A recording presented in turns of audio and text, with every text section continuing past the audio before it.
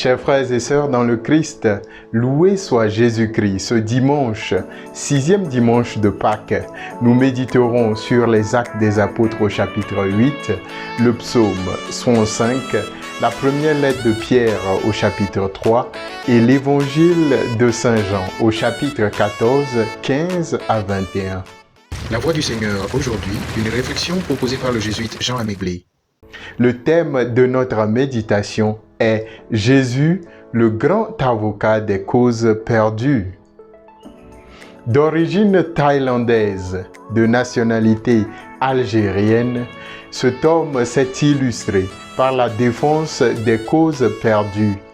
Surnommé l'avocat du diable, il a défendu Klaus Barbie, un capitaine nazi condamné pour crimes contre l'humanité, le terroriste Carlos et bien de présidents africains. Il était prêt à défendre Hitler à condition qu'il plaide coupable. Selon lui, tout homme doit être défendu, quels que soient les crimes qu'il a commis. Je suis sensible à la dignité humaine. Pour moi, l'homme est quelque chose de sacré. Je n'admets pas qu'on attente à la dignité humaine, même s'il est coupable. Je ne défends pas le crime, mais la personne qui l'a commis. J'admets qu'on fusille quelqu'un, mais je n'admets pas qu'on lui crache au visage. Cet illustre avocat est Maître Jacques Vergès. Cet exemple peut nourrir bien notre image de défenseur, d'avocat. Jésus, durant toute sa vie, fut l'avocat, le défenseur par excellence de tous les pécheurs, des faibles, des marginalisés. Dans l'Évangile, Jésus promet à ses disciples de leur envoyer un autre défenseur, l'Esprit de vérité, qui les aidera à tenir face à l'adversité. Il arrive bien souvent dans notre vie que nous sommes embobinés dans des situations où la vérité est lente à émerger, où l'injustice a installé ses racines.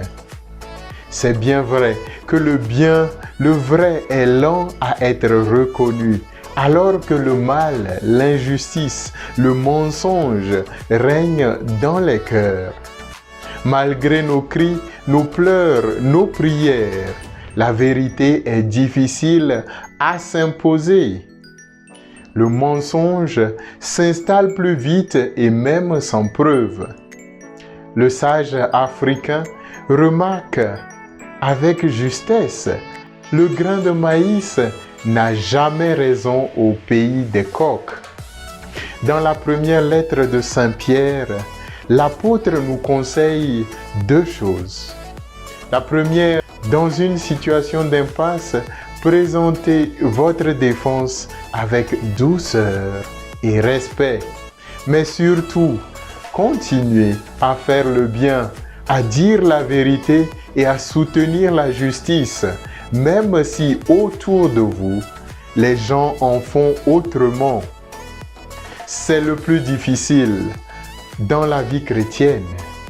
Tenir dans la vérité et la générosité, quand ceux et celles qui sont nos modèles agissent de manière tout à fait contraire. N'oublie pas que ton seul et grand avocat, c'est le Seigneur, et c'est à lui seul que tous doivent rendre compte. Le mensonge est une arme qui aide plutôt les faibles à se sentir en sécurité. Le proverbe africain déclare en ce sens: l'homme qui fuit la vérité est un homme faible qui préfère l'obscurité. Bon dimanche et bonne méditation à tous et à toutes.